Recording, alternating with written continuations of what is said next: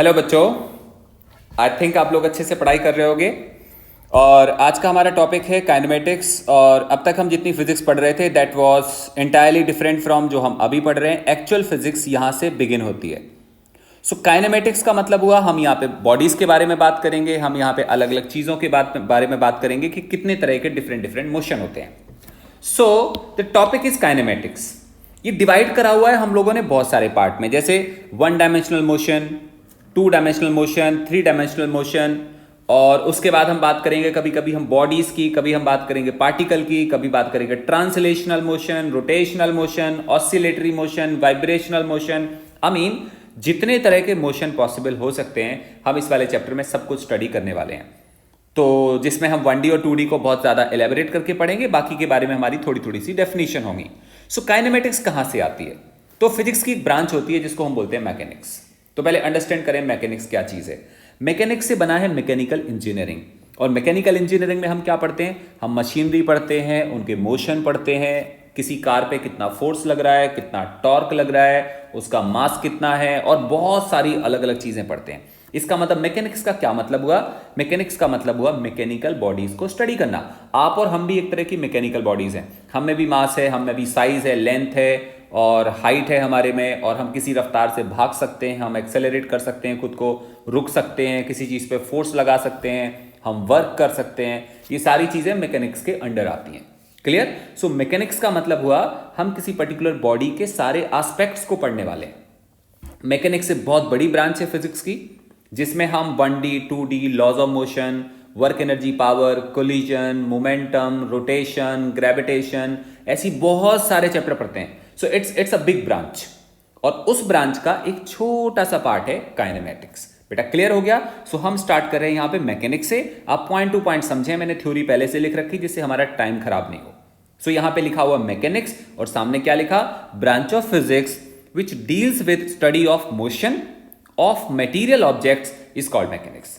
इसका मतलब हुआ हम किसके बारे में बात करते हैं? हम बॉडीज के बारे में बात करते हैं। ध्यान से देखो, the branch of physics which deals with study of motion of material objects. Material object का मतलब हम यहां पे फोटोन के मोशन की बात नहीं करेंगे। फोटोन जो क्या होता है? एनर्जी पैकेट होता है। हम उसके मोशन की बात नहीं करेंगे क्योंकि वो मटेरियल ऑब्जेक्ट नहीं है। मटेरियल ऑब्जेक्ट में क्या आता है? साइकिल, कार, बाइक, एक बॉडी, एक टेबल, एक बुक को यहां से वहां रख दिया, हमने सोफा को यहां से वहां खिसका दिया। ये सारी चीजें जो आती हैं उनको हम क्या कहते हैं? मटेरियल ऑब्जेक्ट कहते हैं। बेटा इनको स्टडी करना एंड एक्चुअली किसको स्टडी करना? इनकी मोशन को स्टडी करना, मोशन के डिफरेंट टाइप्स को स्टडी करना किस ब्रांच के अंडर आता है? मैकेनिक्स के अंडर आता है। क्लियर है? मैकेनिक्स में बेसिकली हम लोगों ने 3 पार्ट में डिवाइड करा हुआ है। पहला पार्ट डिवाइडेड है स्टैटिक्स, दूसरे को बोलते हैं हम काइनेमेटिक्स, और थर्ड को बोलते हैं हम डायनेमिक्स। देखो, जब मैं आपसे बोलूं स्टैटिक तो आपको समझ में आता है सर स्टैटिक का क्या मतलब है? तुम बोलोगे सर बहुत सिंपल है, कोई चीज जो रेस्ट में होगी, कोई चीज जो रेस्ट में होगी उसको स्टडी करना इज स्टैटिक्स। तो सिंपल है। हम टेक्निकली देखें तो क्या लिखा हुआ है यहाँ पे? Branch of mechanics. No doubt कहां से आया? ये मैकेनिक्स से आया हुआ, मैकेनिक्स का पार्ट है। Branch of mechanics which deals with objects at motion की बात कर रहे हैं कि रेस्ट की बात कर रहे हैं? ऑब्वियसली रेस्ट की बात कर रहे हैं, उसको हमने बोला स्टैटिक्स। बहुत आसान है। दिक्कत पता कहां पे आती है? दिक्कत आती है, बच्चे कहते हैं सर ये तो सेम सेम लग रहा है यार। काइनेमेटिक्स मतलब काइनेटिक होना, मोशन में होना, और डायनेमिक्स मतलब डायनेमिक का मतलब भी मोशन में होना। So these two appears as same, दोनों सेम सेम लगते हैं। इनमें बस एक छोटा सा बेसिक डिफरेंस है। बेसिक डिफरेंस बताऊं? काइनेमेटिक्स क्या बोलती है? काइनेमेटिक्स बोलती है देखो सर, एक ऑब्जेक्ट है, उस पर कुछ एक्सेलरेशन काम कर रहा है, एक्सेलरेशन कहां से आया, किसने लगाया, क्यों लगाया, हमें इन सारे रीजन से कोई लेना देना नहीं है। दूसरी बात सुनो, एक पार्टिकल है जिसकी initial velocity 10 metre per second है। Initial velocity 10 metre per second कहां से आई? Somebody thrown it away, somebody kicked, और बहुत तेज एयर ब्लो हो रही थी जिसकी वजह से वेलोसिटी आई, या इसमें मशीन लगी थी जिसकी वजह से वेलोसिटी आई। इन सारे कॉजेस को स्टडी नहीं करना है। मतलब काइनेमेटिक्स एक ऐसी ब्रांच है जिसमें हम पार्टिकल के मोशन को तो पढ़ते हैं, लेकिन मोशन आया कहां से, किसने किया, कैसे किया, इन सारी बातों को स्टडी नहीं करते हैं। उसको हम काइनेमेटिक्स बोलते हैं।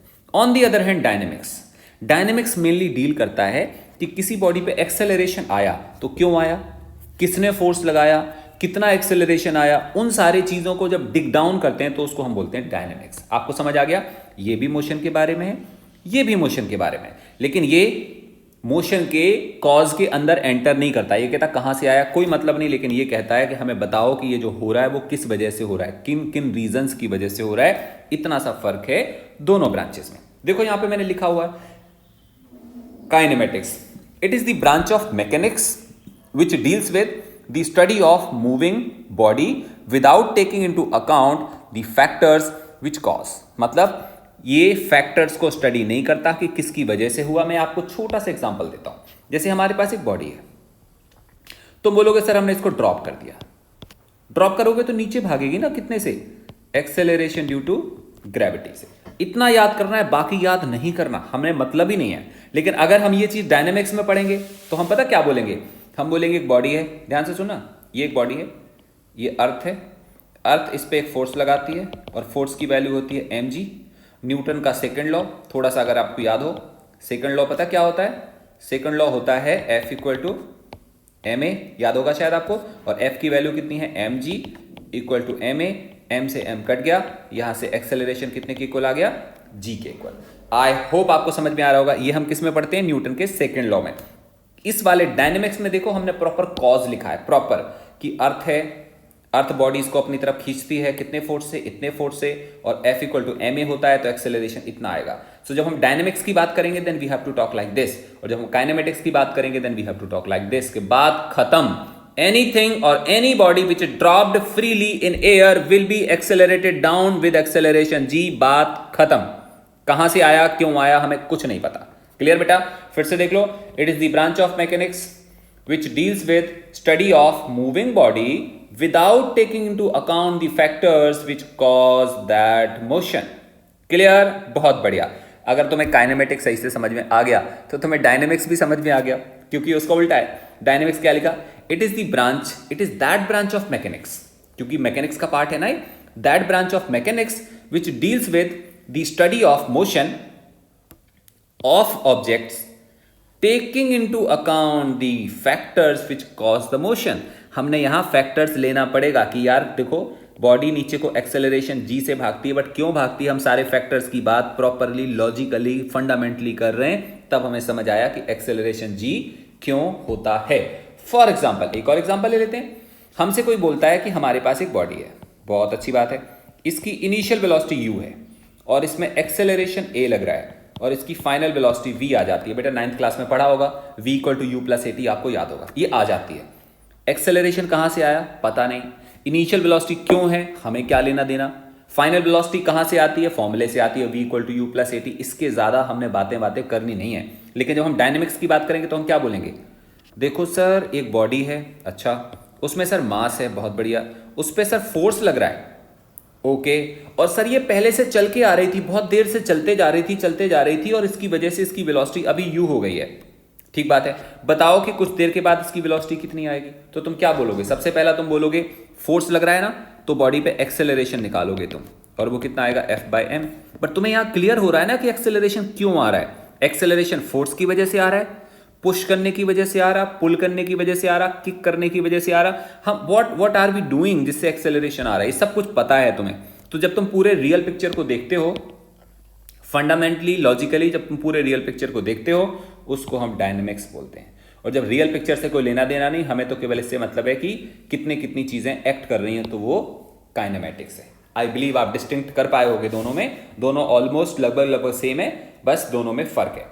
काइनेमेटिक्स का चैप्टर हम अभी पढ़ेंगे और डायनेमिक्स पढ़ेंगे हम अगले चैप्टर में, जिसका नाम है लॉज ऑफ मोशन। न्यूटन ने अपने लॉज दिए और लॉज को पूरा डिस्क्राइब कराया कि किन सिचुएशन में कितना एक्सेलरेशन होगा, क्या क्या होगा, वो हम पढ़ेंगे अगले वाले चैप्टर में। ठीक है बेटा, सो हमें समझ आ गया काइनेमेटिक्स, हमें समझ में आ गया डायनेमिक्स। इस चैप्टर को बिगिन करने से पहले हम बेसिक फंडामेंटल चीजों को स्टडी करने की कोशिश कर रहे हैं। चलो जी, बहुत अच्छी बात है। अब हम बात करते हैं object in motion.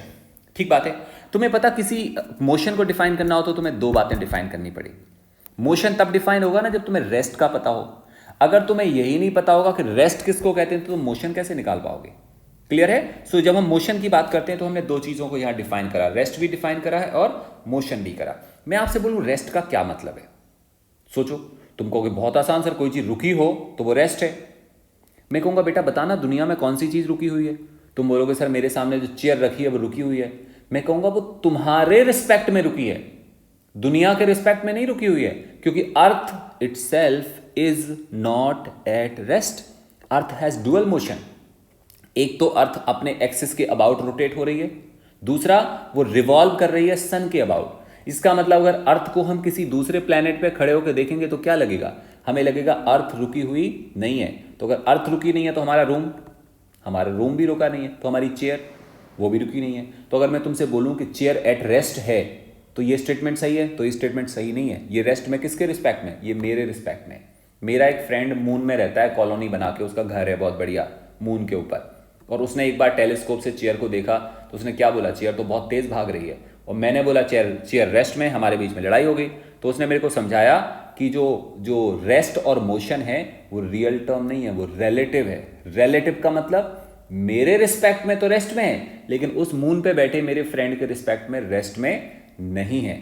So rest or motion इतने आसान नहीं है समझाने। हम एक लाइन में बोल रहे हैं सर वो रुका है तो रेस्ट में, वो चल रहा है तो मोशन में। मैं कहूंगा तुम्हारे लिए वो चल रहा है, वो दूसरे के लिए रेस्ट में हो सकता है। जैसे एक कार जा रही है, बहुत बढ़िया सी कार जा रही है, उसमें दो लोग बैठे हैं और मैं रोड के किनारे कुछ कर रहा हूं, खड़ा होकर कुछ देख रहा हूं। जैसे मैंने कार में बैठे किसी इंसान को देखा तो मुझे क्या लगा? वाओ कितना तेज भाग रहा है। ऑन दी अदर हैंड उसी इंसान को उसके फ्रेंड ने देखा जो कार में ही बैठा हुआ है, उसको क्या लगेगा? वो भाग रहा है कि रुका हुआ है? उसको वो रुका हुआ फील होगा। इसका मतलब rest and motion real term है कि रिलेटिव टर्म है? ये रिलेटिव टर्म है। बेटा तुम नोट्स बनाओगे, मैं जो बोलता जा रहा हूं काम की चीजें लिखते जाना, ठीक है? So rest and motion are not real term but these are relative term. How we observe that is called rest or motion. Train में बहुत सारे लोग जा रहे हैं, एक इंसान दूसरे इंसान को, ट्रेन में बैठे इंसान को देखता है, वो क्या बोलता है? भाग रहा है कि रुका हुआ है? वो कहता है रुका हुआ है। ऑन दी अदर एंड एक इंसान बाहर खड़ा हुआ प्लेटफॉर्म पे और ट्रेन तेज भागते हुए निकलती है, तो प्लेटफॉर्म पे खड़ा हुआ इंसान उस ट्रेन में बैठे इंसान को देखता है तो क्या बोलता है? वो मोशन में है। जबकि ट्रेन में बैठा इंसान देखता है तो वो क्या कहता है? वो रेस्ट में है। तो इसका मतलब rest and motion are real term और relative term. These are relative term और ये इस पे डिपेंड करेगा कि कौन ऑब्जर्व कर रहा है। स्कूल में एक छोटा सा क्वेश्चन आता है, उसमें कोई आपसे पूछता है कि absolute rest or motion has significance और मीनिंग। तुम बोलोगे नो, एब्सोल्यूट रेस्ट जैसा कुछ दुनिया में होता ही नहीं है, because universe is dynamic, everything is moving, everything is moving. Molecule में इलेक्ट्रॉन भाग रहे हैं, न्यूक्लियस में प्रोटॉन एंड न्यूट्रॉन वाइब्रेट हो रहे हैं। मतलब दुनिया में जितनी चीज, तुम किसी चीज पे हाथ रख दोगे वो रेस्ट में है ही नहीं है। So how can we or anything be at rest? So nothing is at rest. So absolute rest and absolute motion का कोई सिग्निफिकेंस नहीं है। रेस्ट और मोशन एक हिसाब से रिलेटिव टर्म है कि कौन उसको ऑब्जर्व कर रहा है। बेटा क्लियर हुआ? सो मैंने ये इसलिए इतना समझाया क्योंकि इसमें बहुत सारा डाउट होता है। जैसे मैंने रेस्ट बोला, हम एक लाइन में उसका आंसर दे देते हैं, बट ये इतना आसान है नहीं है। So rest, an object is said to be at rest if it does not change its position, आगे देखना, with time with respect to its surrounding. कुछ समझ आया? With respect to its surrounding. मैं इसको समझाता हूं। हमारे रूम में एक चेयर है, बेटा ध्यान से सुनना। हमारे रूम में एक चेयर है और हम कहां पे हैं? हम रूम के अंदर हैं। एक बात बताओ, अगर चेयर रेस्ट में है तो रेस्ट में किसके रिस्पेक्ट में है? रेस्ट में है विद रिस्पेक्ट टू रूम। और रूम यहां पे क्या हो गया?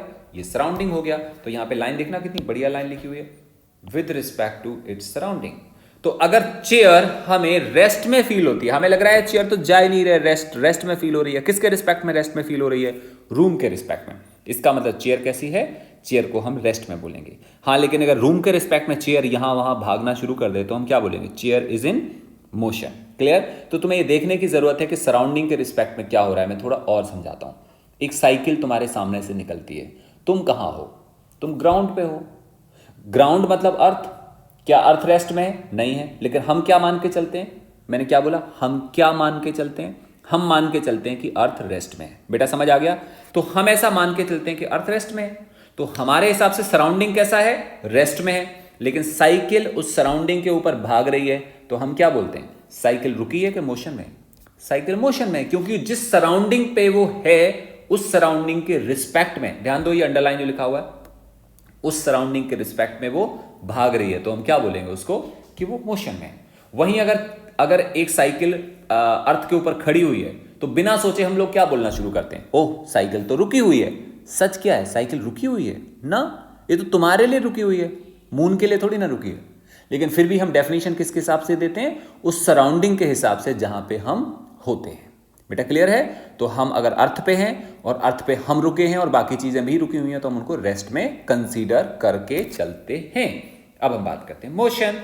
एक सच बताता हूं, अगर तुम्हें यह समझ में आ गया तो मोशन उसका जस्ट उल्टा है। रेस्ट समझ में आ गया तो मोशन भी समझ आ गया। मोशन क्या लिखा है, an object is said to be in motion कब, if it changes its position with time. मतलब अगर कोई बॉडी अपनी पोजीशन को टाइम के साथ बदलना शुरू कर दे तो हम बोलेंगे ये मोशन में। फॉर एग्जाम्पल ऐसा करते हैं, हम एक ना ओरिजिन कंसीडर करते हैं ऐसे कुछ, ये ओरिजिन है 0,0,0 और ये कोई बॉडी है, ये कोई बॉडी है और इसके कोऑर्डिनेट है x, y, z। बेटा ध्यान से समझना, हम ऐसा मान लेते हैं कि जो ओरिजिन है वो रेस्ट में है।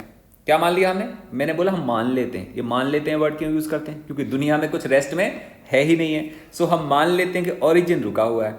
अब बॉडी रेस्ट में कब होगी, बॉडी रेस्ट में तब होगी जब ओरिजिन के रिस्पेक्ट में इसके कोऑर्डिनेट x, y, z बदलें बिल्कुल ना। बट अगर ओरिजिन के रिस्पेक्ट में बॉडी के कोऑर्डिनेट x, y, z बदलने शुरू हो जाते हैं तो हम क्या बोलेंगे, it is in motion, otherwise ये मोशन में नहीं है। An object is said to be in motion if it changes its position with time, time के साथ इसकी पोजीशन बदलती है with respect to its surrounding. Surrounding कौन सी है, सराउंडिंग हम इसको बोल रहे हैं, ये सारी सराउंडिंग है। इस सराउंडिंग के रिस्पेक्ट में अगर इसकी पोजीशन बदलनी शुरू होती है तो हम इसको क्या बोलेंगे, रेस्ट में कि मोशन में, ये मोशन में कहलाएगा। बहुत बढ़िया। तो अब हम मोशन पे आ गए। तो मोशन कितने तरह के होते हैं, मोशन अलग अलग टाइप के होते हैं। अभी हम बहुत सारे मोशन देखेंगे कि वो कितने टाइप हैं। तो यहाँ पे लिखा हुआ है टाइप्स ऑफ मोशन। तो सबसे पहले हम देखते हैं रेक्टिलिनियर मोशन। ये अलग अलग टर्म जब आप पढ़ेंगे तो ये अराइज होंगे आपके सामने, आप हो सकता है कंफ्यूज हो जाएं, तो हमें इससे अच्छा पहले देखना पड़ेगा कि रेक्टिलिनियर मोशन क्या है। रेक्टिलिनियर मोशन एक हिसाब से स्ट्रेट लाइन मोशन। जैसे ये हमारे पास ओरिजिन है, ओरिजिन में बार बार क्यों बना रहा हूं, ओरिजिन इसलिए बनाते हैं क्योंकि हमें रेफरेंस बनाना होता है कि एक फिक्स पॉइंट से हम चीजों को मेजर कर रहे हैं। ये ओरिजिन है और ओरिजिन के रिस्पेक्ट में हमारे पास ये एक पार्टिकल है और ये एक पार्टिकल किसी वेलोसिटी u से भाग रहा है और वो चलते जा रहा है, चलते जा रहा है, चलते जा रहा है, ऐसे जा रहा है। मे बी इसकी वेलोसिटी कम भी हो सकती है, ज्यादा भी हो सकती है, बढ़ भी सकती है, कम हो सकती है, लेकिन है कैसे, वो सीधी लाइन में चलता जा रहा है। और यहाँ पे मैं बॉडी की बात नहीं कर रहा है, यहाँ पे किसकी बात कर रहा हूँ, पार्टिकल की बात कर रहा हूँ। पार्टिकल किसको कहते हैं, पार्टिकल किसको कहते हैं मैं आपको समझाता हूँ। ये चीज बॉडी होती है क्योंकि इसमें क्या होता है, इसमें साइज होता है। और ये चीज पार्टिकल, ये भी बहुत बड़ा बना दिया, ये पॉइंट भी बहुत बड़ा है। पार्टिकल किसको कहते हैं पता, पार्टिकल कहते हैं ऐसी वाली बॉडी को, ध्यान से सुनना, पार्टिकल बोलते हैं ऐसी बॉडी को जिसका साइज नेग्लिजिबली स्मॉल हो, इतना छोटा हो कि तुम बता नहीं सकते कितना छोटा है। Clear, that's called particle.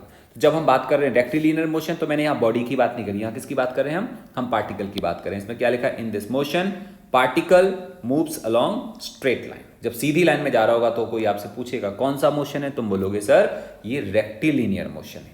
अच्छा जी, अब हम बात करते हैं ट्रांसलेशनल मोशन। ये भी कुछ उसी तरह का है लेकिन इसको थोड़ा अलग तरीके से समझाते हैं। Translational motion, that motion in which a body, यहां देखो पार्टिकल नहीं लिखा, यहां पे क्या लिखा हुआ है, यहां बॉडी लिखी हुई है। That motion in which a body which is not a point mass is moving such that all its constituent particles move simultaneously along parallel straight lines. Listen up, मैं आपको समझाता हूं। जैसे straight line and all its constituent particles shift through equal distances in given interval of time. पता नहीं समझ में आया कि नहीं। सपोज करो ये बॉडी है, ये बॉडी है, इसमें कितने पार्टिकल होंगे, बहुत सारे होंगे बेटा, 1 2 3 4 5 ऐसे कुछ। सपोज करो एक बॉडी ऐसे भाग रही है, ऐसे, अगर एग्जैक्टली ऐसे भागेगी तो टी टाइम के बाद, समझना, टी टाइम के बाद जो ये वाला पार्टिकल है ना, ये यहां से यहां चला जाएगा, कितना डिस्प्लेस होगा, x। अच्छा ये वाला पार्टिकल भी कितना डिस्प्लेस होगा, ये भी डिस्प्लेस होगा x। अच्छा ये वाला भी कितना डिस्प्लेस होगा, ये भी डिस्प्लेस होगा x। ये वाला, ये भी डिस्प्लेस होगा x, और व्हाट अबाउट दिस, ये वाला पार्टिकल भी डिस्प्लेस होगा x। यहाँ पार्टिकल पहुँच जाएंगे, और यहाँ पार्टिकल पहुँचेंगे तो जब तुम इस पूरी पूरी बॉडी को फॉर्म करोगे तो तुम क्या देखोगे, तुम देखोगे ये कुछ ऐसे बन गया। क्लियर हुआ? एक बात बताओ, इनमें से कौन सा पार्टिकल ज्यादा और कौन सा कम शिफ्ट हुआ है? कौन सा ज्यादा और कौन सा कम शिफ्ट हुआ है? तो आंसर आएगा सर, सारे के सारे पार्टिकल कैसे शिफ्ट हुए हैं, बराबर बराबर शिफ्ट हुए हैं, और सबके सब एक दूसरे से पैरेलल शिफ्ट हुए हैं। पैरेलल शिफ्ट चेक करो, ये इस लाइन में शिफ्ट हुआ, ये इस लाइन में, ये इस लाइन में, ये इस लाइन में, ये इस लाइन में। You can take n number of particles, all are shifted parallel to each other. ऐसे वाले मोशन को हम क्या बोलेंगे? Translational motion. बेटा आपको समझ में आ रहा है? बॉडी ऐसे भी जा सकती थी, रादर बॉडी ऐसे भी जा सकती है, ये बॉडी इधर भी चले जाए कोई फर्क नहीं पड़ेगा, ऐसे जाए तब भी ठीक है, ऐसे जाएगी तब भी क्या होगा, इधर वाला पार्टिकल किधर जाएगा, इधर, इधर वाला इधर जाएगा, इधर वाला इधर जाएगा, और हर एक पार्टिकल कैसे डिस्प्लेस होगा, इक्वल इक्वल डिस्प्लेस होगा। ये बॉडी इधर भी जा सकती है, लेट्स से अगर वो इधर जा रही है तो भी हर एक इसमें जितने पार्टिकल होंगे सबके सब एक दूसरे से पैरेलल शिफ्ट हो रहे होंगे बाय इक्वल वैल्यू। ऐसे सारे के सारे मोशंस को हम क्या बोलेंगे? ट्रांसलेशनल। एक बार दोबारा देखते हैं, that motion in which a body which is not a point mass, condition है यहां पे पॉइंट मास की बात नहीं, क्योंकि अगर पॉइंट मास की बात करेंगे तो इतना बड़ा सा डिस्क्रिप्शन नहीं हो पाएगा, क्योंकि यहां पे हम नंबर ऑफ पार्टिकल्स की बात एक साथ कर रहे हैं, और एक साथ करेंगे तो नंबर ऑफ पार्टिकल होने चाहिए ना। पॉइंट मास में कितना पार्टिकल होता है? सिंगल पार्टिकल होता है, जबकि बॉडी में कितने पार्टिकल होते हैं? इनफाइनाइट नंबर ऑफ पार्टिकल्स होते हैं। सबकी बात एक साथ करना है तो हमें बॉडी की बात करनी पड़ेगी। दोबारा सुनो, that motion in which a body which is not a point mass body is moving such that all its constituent particles move simultaneously along parallel straight lines and all its constituent particles shift through equal distance in given interval of time। ध्यान से देखो, हर एक particle में कितना displacement हुआ? x x x x, उसी time की बात कर रहे हैं। तो ये है, ऐसे वाले मोशन को बेटा हमने क्या बोला? इसको बोला हमने ट्रांसलेशनल मोशन। अगला मोशन देखो, सर्कुलर मोशन। जैसा इसका नाम समझ आता है, फिजिक्स का आधा काम हो जाता है अगर तुम्हें इंग्लिश को अच्छे से डिस्टिंक्ट करना आता है तो। सर्कुलर मतलब कोई पार्टिकल कहां चलेगा? सीधा चलेगा कि सर्कल पे चलेगा? सर्कल पे चलेगा। तो जब सर्कल पे चलेगा तो बोलेंगे सर्कुलर मोशन। देखो, a motion in which a particle, again यहां पे बॉडी की बात नहीं हो रही, किसकी हो रही है? पार्टिकल की बात हो रही है। इन विच अ पार्टिकल और अ पॉइंट मास, और पार्टिकल या पॉइंट मास एक ही बात हो गई। Body is moving on a circle about a fixed point. इस फिक्स्ड पॉइंट को पता क्या बोलते हैं? इस फिक्स्ड पॉइंट को बोलते हैं सर्कल का centre, which is the centre of circle. मैं थोड़ा सा डेमोन्स्ट्रेट करवाता हूं। सपोज करो हमने एक थ्रेड लिया, क्या लिया? थ्रेड। एक थ्रेड से छोटे से पार्टिकल को बांध दिया, ऐसे बांध दिया, और इसकी रेडियस थी r के बराबर, और थ्रेड के इस वाले एंड को कर दिया फिक्स। क्या कर दिया? फिक्स कर दिया। यहां पे ये फिक्स हो गया, और हमने क्या करा? इस पार्टिकल को धक्का मारा तो ये घूमेगा। कैसे घूमेगा? ये गोल गोल घूमेगा ऐसे। और जब हम इस पार्टिकल के पाथ को देखेंगे तो कैसे चलेगा? ऐसे होगा, ऐसे चल रहा होगा।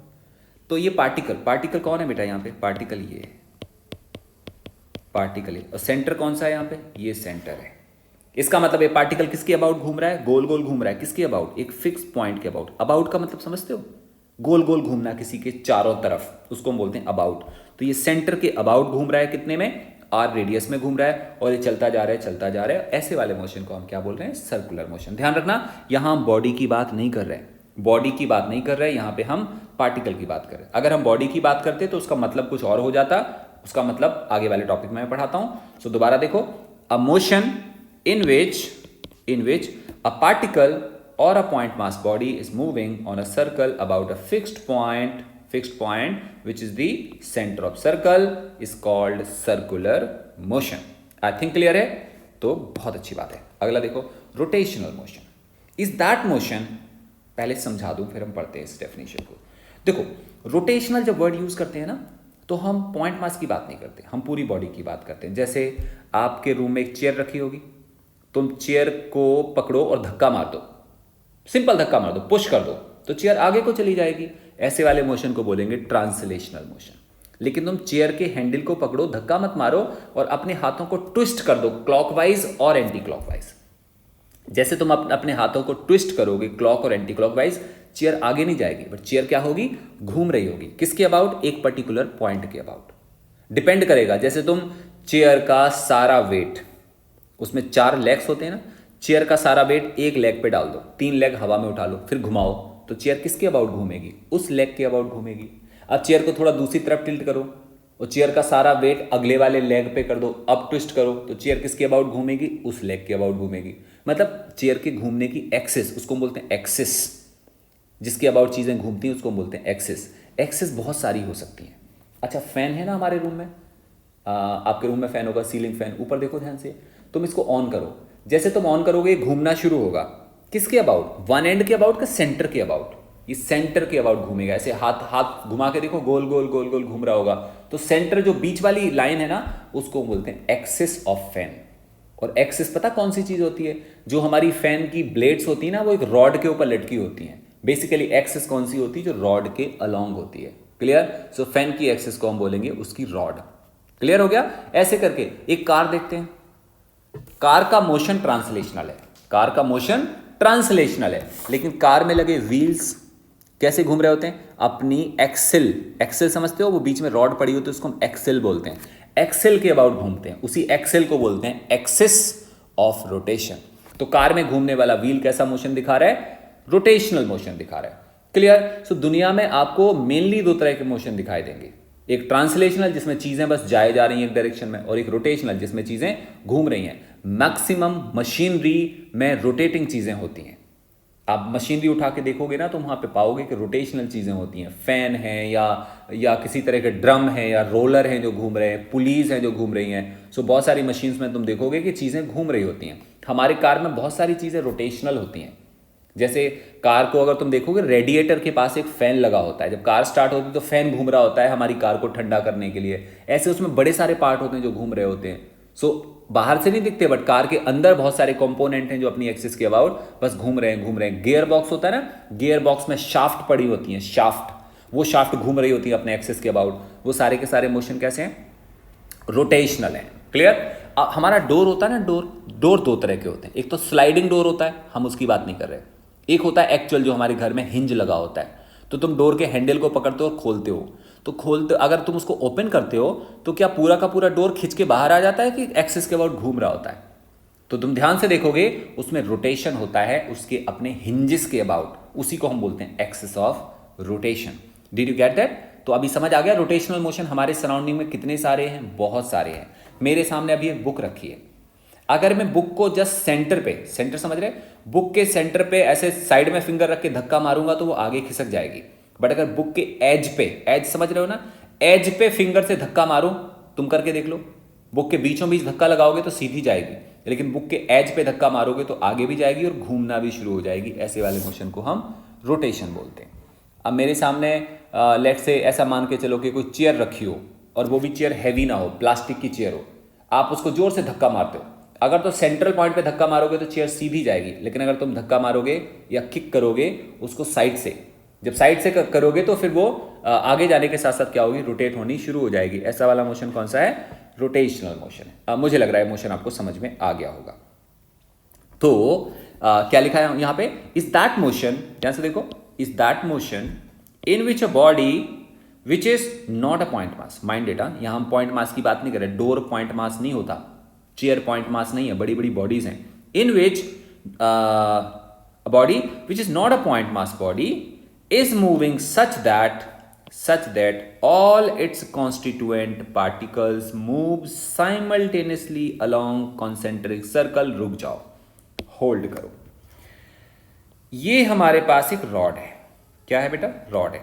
हमने यहां पे एक होल बनाया और एक नेल को यहां पे लगा दिया। मान लो ये फ्लोर है, आपकी टेबल है, टेबल पे हमने रॉड रखी, रॉड में होल बनाया और एक नेल को उस पे टेबल पे लगा दिया, हैमर से उसको अंदर तक पेनिट्रेट कर दिया और मान के चला कि ये आराम से घूम सकता है। अब सिंस अगर हम इस रॉड को खींचने की कोशिश करेंगे तो आगे नहीं बढ़ सकता। क्यों नहीं बढ़ सकता, क्योंकि यहाँ पे नेल लगी हुई है। हाँ, लेकिन अगर इसको घुमाएंगे तो घूम सकती है ये। तो ये पार्टिकल है कि बॉडी है, ये बॉडी है। चलो इसको घुमाते हैं। तुमने ऐसे घुमाया तो रॉड कैसे हो जाएगी, रॉड हो जाएगी ऐसे। ठीक हो गया। अच्छा, एक काम करते हैं, रॉड कितने पार्टिकल से बनी है, रॉड बनी है बहुत सारे पार्टिकल से। एक पार्टिकल ये होगा, ये पार्टिकल कहाँ चला गया, यहां चला गया। क्या ये सर्कल में घूमा, यस घूमा। इस सर्कल का सेंटर कहां पे होगा, इस सर्कल का सेंटर यहां पे होगा। अच्छा, एक और पार्टिकल होगा इधर, रॉड घूम रही थी तो ये पार्टिकल भी घूमेगा, कहां पहुंच जाएगा, ये यहां पहुंच जाएगा। क्या ये पार्टिकल भी रोटेट हुआ, सर्कल पे चला, हाँ सर्कल पे चला। इसका सेंटर भी कहां पे होगा, इसका सेंटर भी यहां पे होगा। आ गया? तो एक लाइन में बोलूं, जब भी कोई बॉडी रोटेशन करती है तो उस बॉडी में लाई करने वाले इनफाइनाइट पार्टिकल्स सर्कल में चलते हैं और उन हर सर्कल का सेंटर कैसा होता है? सेम होता है। क्लियर? और सेम सेंटर को बोलते हैं कंसेंट्रिक। कंसेंट्रिक का मतलब सेम सेंटर। तो यहां पे क्या लिखा हुआ देखो, यहां पे लिखा हुआ है it is that motion in which a body which is not a point mass body is moving such that all constituent particles move simultaneously along concentric circle। सारे के सारे पार्टिकल सेम सर्कल के या सेम सेंटर के around घूम रहे होंगे, concentric circle whose center lies on the line, whose center lies on a line। मतलब कहां पे लाई कर रहा है वो यहां पे लाई कर रहा है, कॉल्ड एक्सिस ऑफ रोटेशन। यहां पे एक्सिस ऑफ रोटेशन पता कौन सी होगी? ये रॉड का प्लेन है। रॉड का प्लेन मतलब जिसमें प्लेन में रॉड है, जो एक्सिस ऑफ रोटेशन होती है वो सेंटर से पास करती है और इस प्लेन से परपेंडिकुलर होती है। आप इमेजिन करो, पेन लो, पेन को रॉड के इस वाले एंड पे रखो और सीधा वर्टिकल रखो, वर्टिकल, तो जो पेन होगा वो इस वाली रॉड का एक्सिस ऑफ रोटेशन होगा। क्लियर? रोटेशन, और इसमें क्या लिखा? Called axis of rotation and shift through equal angle in given time. इसका मतलब क्या हुआ? जब हम रॉड को घुमा रहे हैं तो इसका हर पार्ट कितने एंगल से घूम रहा है? इक्वल एंगल से घूम रहा है। ऐसे वाले मोशन को हम रोटेशनल कहते हैं। रॉड की बात करें, हम किसी चीज की बात कर सकते हैं, इस बॉडी की बात करेंगे, ये एक्सिस ऑफ रोटेशन होगा। देखो ऐसे ये घूमेगा तो बॉडी यहां नहीं रहेगी, बॉडी कहां चली जाएगी? आगे शिफ्ट हो जाएगी। आगे तो शिफ्ट होगी लेकिन बॉडी में लाई करने वाला हर पार्टिकल कितने एंगल से घूमेगा? इक्वल एंगल से घूमेगा बेटा। ऐसे वाले मोशन को हम बोल रहे हैं रोटेशनल मोशन। अगला वाला है ऑसिलेटरी मोशन। आपने सुना होगा दुनिया में या तो ट्रांसलेशनल हो रहा है या रोटेशनल हो रहा है, ऑसिलेटरी भी हो रहा है। और आपको बताऊं मजे की बात, दुनिया में मैक्सिमम मोशन, मैक्सिमम मतलब 99.99% मोशन ऑसिलेटरी है, लेकिन वो हमें आंखों से दिखाई नहीं देते। मैं आपको एग्जामिन करवाता हूं। एक सॉलिड ब्लॉक है, ये एक सॉलिड ब्लॉक है, इसके अंदर मॉलिक्यूल्स हैं। मॉलिक्यूल्स के बीच का डिस्टेंस है a0 के बराबर। इसको क्या बोलते हैं? Inter atomic spacing. क्या बोलते हैं? Inter atomic spacing. लेकिन टेम्परेचर के बदलने की वजह से ये जो मॉलिक्यूल हैं इन पे नेबरिंग मॉलिक्यूल धक्का मारते हैं। नेबरिंग मॉलिक्यूल धक्का मारते हैं तो ये थोड़ा सा इधर आ जाता है और ये दूसरा वाला भी थोड़ा और पास आ जाता है, तो इनके बीच का जो गैप है वो हो जाता है a और a0 से हो जाता है कम। तो जब दो मॉलिक्यूल्स के बीच का गैप कम हो जाता है तो मॉलिक्यूल्स एक दूसरे को अट्रैक्ट करते हैं कि रिपेल करते हैं? रिपेल करते हैं। इस वजह से इनके बीच में अट्रैक्शन रिपल्शन होता रहता है और हर एक मॉलिक्यूल अपनी एक्सिस के अबाउट इधर जाएगा और इधर जाएगा। इसको क्या बोलते हैं हम? ऑसिलेशन या वाइब्रेशन।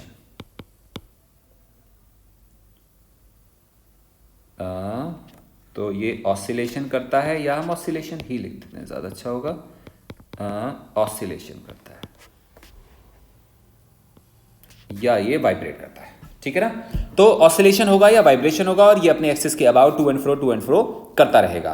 क्लियर है? तो एक बात सोचो, अगर किसी सॉलिड ब्लॉक में मॉलिक्यूल ऐसे बिहेव कर रहे होंगे तो ऐसा कहां नहीं बिहेव कर रहे होंगे? मैं आपको बताता हूं। आपके सामने जो बुक रखी है उसके मॉलिक्यूल, आपके सामने जो टेबल है उसके मॉलिक्यूल, आपके सामने जो लैपटॉप है उसके मॉलिक्यूल, आपके सामने जो मोबाइल फोन है उसके मॉलिक्यूल, आपके सामने जो वॉल्स बनी है उसके मॉलिक्यूल, दुनिया में जितनी चीजें हैं उन सब के मॉलिक्यूल अपनी एक्सिस के अबाउट वाइब्रेट कर रहे हैं। इसका मतलब पूरी दुनिया किससे बनी है? मॉलिक्यूल से, और every molecule is vibrating about its own axis. इसका मतलब ऑसिलेटरी मोशन दुनिया की हर एक बॉडी में हो रहा है, लेकिन ये माइक्रो लेवल पे होता है तो हमें दिखाई नहीं देता। हमें कौन से मोशन दिखाई देते हैं मेनली? या तो ट्रांसलेटरी या रोटेशनल। क्लियर हो गया? एक और चीज है, कुछ मोशन हमें दिखाई देते हैं, जैसे हम एक सिंपल पेंडुलम ले लें। सिंपल पेंडुलम ऐसे दिख रहा है और इसको हल्का सा धक्का लगाएं बेटा राइट में, ऐसे छोड़ दो। जैसे छोड़ोगे ग्रेविटी इसको खींच के बाहर लाए, दोबारा वापस लाएगी और ये ऐसे ऐसे ऑसिलेट हो रहा होगा। इस वाली पोजीशन को बोलते हैं एक्सट्रीम पोजीशन, इसको भी बोलते हैं एक्सट्रीम पोजीशन, इसको क्या बोलते हैं? Mean position. तो इसका मतलब ये ऑसिलेशन करेगा दो पॉइंट्स के बीच में। और रुको, एक काम करते हैं, हम एक स्प्रिंग लेते हैं। स्प्रिंग समझते हो? ले लिया, एक ब्लॉक ले लिया, इसको टेबल पे रख दिया और मान के चले कि टेबल पे कोई फ्रिक्शन काम नहीं कर रहा है। अब इस वाले ब्लॉक को हल्का सा पुल करो और छोड़ दो, क्या होगा? जैसे तुम पुल करके छोड़ोगे स्प्रिंग इसको वापस लाएगा और ये अपनी मीन पोजीशन के अबाउट टू एंड फ्रो करता रहेगा। ये सारे के सारे मोशन कौन से हैं? ऑसिलेटरी मोशन है। तो यहां पे क्या लिखा है, it is that motion in which a body moves to and fro, moves to and fro, or back and fourth भी कह सकते हैं, बैक एंड फोर्थ रिपीटेडली। थोड़ी देर चलता है कि चलता रहता है repeatedly, about a fixed point. Fixed point कौन है यहां पे, about a fixed point is oscillatory motion. अगर तुम लिखना चाहो तो तुम क्या लिख सकते हो, that fixed point is called mean position, and the back and forth extreme are called extreme position. So it is about the oscillatory motion. I hope आपको अलग अलग तरह के मोशन समझ में आ रहे हैं। सो ये है ऑसिलेटरी मोशन। अभी हम बात करते हैं फ्रेम ऑफ रेफरेंस की। फ्रेम ऑफ रेफरेंस का क्या मतलब है, जैसे हम नहीं बोलते हैं कि आप किसके रेफरेंस पे आए हो। किसके रेफरेंस पे आने का मतलब होता है कि आप किसके साथ रिलेट होके आए हो मेरे पास, इसका मतलब होता है रेफरेंस। हम यहां पे बात करते हैं frame of reference. Frame of reference का मतलब हुआ जैसे एक पार्टिकल यहां पे, आपको एक बात बताऊं, अगर आप स्पेस में चले जाओ बहुत दूर, अर्थ से बहुत दूर, इतना दूर चले जाओ कि आपको सारे के सारे प्लैनेट और स्टार इक्विडिस्टेंट दिखाई दे रहे हो और आप स्पेस के बीच में हो, बहुत बहुत ऊपर हो। जब आप वहां पे होगे और आप एक प्लेस से दूसरे प्लेस पे शिफ्ट होगे ना, आपको पता भी नहीं चलेगा आप शिफ्ट हुए कि शिफ्ट नहीं हुए। अब बड़ी शॉकिंग बात आपको शायद समझ में आई हो, आप स्पेस में चले जाओ, आप एक प्लेस से दूसरे प्लेस तक 100 किलोमीटर, 1000, 10,000 किलोमीटर भी चले जाओगे, आपको लगेगा ही नहीं कि आप चल रहे हो। आप किसी पर्टिकुलर चीज में जा रहे हो, एक स्पेसशिप में जा रहे हो और स्पेसशिप मूव कर रहा है, आपको पता भी नहीं चलेगा मूव कर रहा है कि नहीं कर रहा, क्योंकि मोशन देखने के लिए तुम्हें रेफरेंस बनाना पड़ता है। रेफरेंस बनाने का मतलब हुआ हम एक रोड पे जा रहे हो, उस साइड में फील्ड हो, खेत हैं और कोई ट्री नहीं लगे, कुछ नहीं लगे, बिल्कुल यूनिफॉर्मिटी हो, और तुम रोड की तरफ ना देखो, तुम खेतों की तरफ देखो, तुम्हें कई बार पता भी नहीं चलेगा तुम्हारी कार मूव कर रही कि नहीं, क्योंकि मोशन देखने के लिए तुम्हें किसी चीज को रिलेट करना होता है। जैसे फॉर एग्जाम्पल हम इस ओरिजिन को 0,0,0 को रिलेट करते हैं मतलब इसको हमने रेफरेंस मान लिया। इसको हमने क्या मान लिया, रेफरेंस मान लिया। रेफरेंस मानने से क्या फायदा होगा, हमारी बॉडी सपोज यहां पे है, अब ये बॉडी यहां से यहां जा रही है, तो तुम कैसे पता करोगे कि ये बॉडी मूव कर रही है कि नहीं मूव कर रही, तो तुम पलट के पीछे देखोगे इस वाले पॉइंट पे। अगर इन दोनों के बीच का जो डिस्टेंस होगा ना, मतलब ये वाला डिस्टेंस कुछ होगा, अगर ये डिस्टेंस टाइम के साथ बदल रहा होगा, तो तुम बोलोगे तुम्हारे में मोशन है, नहीं तो तुम्हारे में मोशन नहीं है। इसका मतलब जब भी कभी तुम्हें मोशन ऑब्जर्व करना हो, कैलकुलेट करना हो, then you have to consider a plane और a place called reference plane. जब तक तुम रेफरेंस पॉइंट या रेफरेंस प्लेन कंसीडर नहीं करोगे, तुम्हें बॉडी का मोशन बिल्कुल भी समझ में नहीं आएगा। क्लियर? मैं एक लाइन बोलता हूं, आप नोट्स बना लेना, मैं लिखवा नहीं रहा। The frame of reference is a system of coordinate axis attached to the observer. ये ऑब्जर्वर है ना, अटैच का मतलब चिपका हुआ नहीं है, अटैच का मतलब है कि हमने कोऑर्डिनेट सिस्टम बना दिया और जिसके रिस्पेक्ट में ऑब्जर्वर अपने आप को ऑब्जर्व कर रहा है। The frame of reference is a system of coordinate axis attached to an observer having a clock with him. Clock का मतलब हुआ ये अपने साथ क्लॉक रखता है और फिर वो क्या करता है, उसके साथ साथ मेजर करता है। Having a clock with him with respect to which the observer can describe position, displacement, acceleration, etc. of during motion, मैं आपको सिंपल लैंग्वेज में समझाऊं। फ्रेम ऑफ रेफरेंस क्या है? फ्रेम ऑफ रेफरेंस कोई एक प्लेस है जिसके साथ कोऑर्डिनेट एक्सिस अटैच्ड है, जिसमें हमने कोऑर्डिनेट एक्सिस को कंसीडर कर लिया।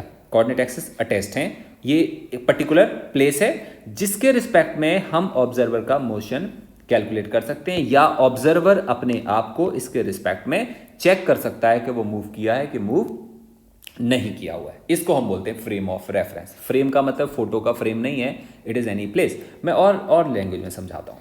जैसे हम अपना मोशन देखते हैं, एग्जाम्पल के तौर पे देखते हैं, वी मूव ऑन अर्थ। तो हम कहां पे मूव कर रहे हैं? अर्थ पे। हमारी कार स्लो चल रही कि फास्ट चल रही, कहां से देख रहे हैं? मून के रिस्पेक्ट में देख रहे हैं, सन के कि अर्थ के?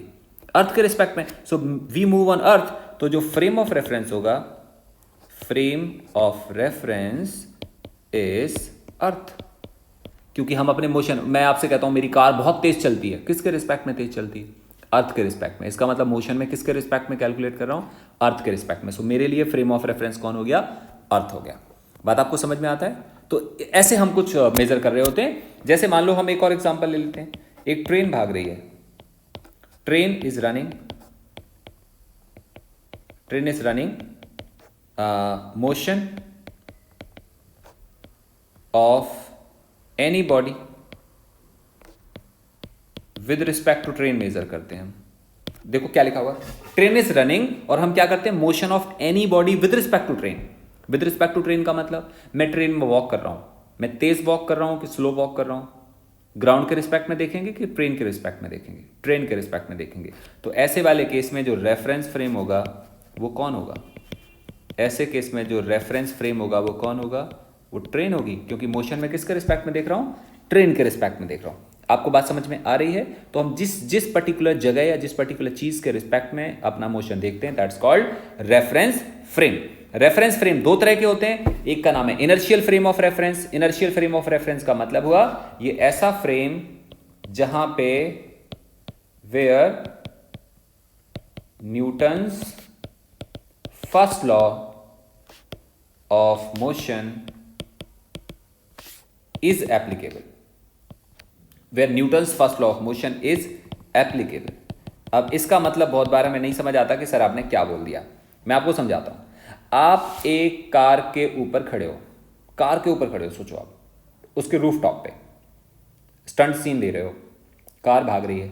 अगर कार यूनिफॉर्म वेलोसिटी से भागेगी, यूनिफॉर्म का मतलब उसकी वेलोसिटी में कोई चेंज नहीं हो रहा, बस वो जा रही है, कांस्टेंट स्पीड से जा रही है, तो आप कार पे बहुत आराम से स्टेबल खड़े रहोगे, ना आप गिरोगे, ना कोई आपको प्रॉब्लम आएगी, बड़े आराम से अपने आप को बैलेंस कर पाओगे।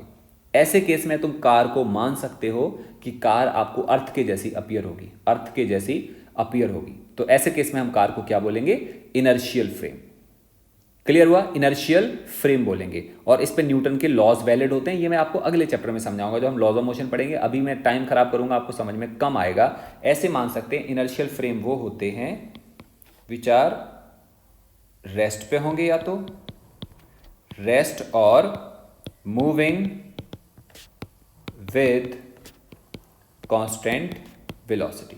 जैसे एक ट्रेन रुकी हुई है और तुम आंख बंद करके ट्रेन में खड़े हो, तुम्हें क्या लगेगा कि तुम ट्रेन पे खड़े हो कि अर्थ पे खड़े हो? पता भी नहीं चलेगा। हाँ, ट्रेन अगर भाग रही है लेकिन वो भी कांस्टेंट स्पीड से भाग रही है, ना तो ट्रेन का ड्राइवर ब्रेक लगा रहा, ना उसको एक्सेलरेट कर रहा है, ट्रेन बस कांस्टेंट स्पीड से भाग रही है और आप ट्रेन पे खड़े हो, तब भी आपको वो ऐसे फील होगी जैसे आप अर्थ पे खड़े हो। इसका मतलब ऐसा कोई भी फ्रेम जो कैसा होगा, रेस्ट में होगा या कांस्टेंट वेलोसिटी से मूव कर रहा होगा, उसको हम बोलेंगे inertial frame. On the other hand, अगर ट्रेन का ड्राइवर ट्रेन को एक्सेलरेट करे तो ट्रेन तेजी से भागने की कोशिश करेगी, तुम पता कहां गिरोगे? आगे के पीछे। सोचो, ये सारी बातें हम लोग लॉज ऑफ मोशन के चैप्टर में करेंगे। आप गिरोगे पीछे, क्योंकि आप पे एक ऐसा लगेगा जैसे किसी ने धक्का लगाया हो, बट किसी ने भी आपको धक्का नहीं लगाया, बट फिर भी आप पीछे को गिरोगे। उसका एक रीजन है, स्यूडो होता है कोई चीज़, जो मैं आपको अगले चैप्टर में समझाऊंगा। तो धक्का लगेगा, आप पीछे गिरोगे। तो ऐसे में आपको बिल्कुल नहीं लगेगा कि आप स्टेबल फ्रेम पे खड़े हो। तो ऐसे केस में हम क्या बोलते हैं? Non inertial frame. तो अगर नॉन इनर्शियल की बात करें तो हम क्या बोलेंगे? एनी प्लेस और एनी बॉडी और any frame on which Newton's first law is not applicable is non-inertial। या हम ऐसे कह सकते हैं accelerated frame is कैसा होगा? Non inertial. हर एक एक्सेलरेटेड फ्रेम कैसा होगा? Non inertial. So it was about the inertial and non inertial frame. तो आज के लेक्चर में हम इतना रखते हैं। अगले लेक्चर में हम लोग पढ़ेंगे 1 dimension motion, 2 dimension motion, displacement, distance, वो बहुत सारी चीजें हम स्टडी करेंगे। आज का चैप्टर कंप्लीटली इंट्रोडक्शन था अबाउट काइनेमेटिक्स। इसको अच्छे से देखना है, तो बहुत छोटी छोटी चीजें, लेकिन आपको आगे वाले फिजिक्स में बहुत काम आने वाली है। थैंक यू सो मच बेटा, बाय बाय।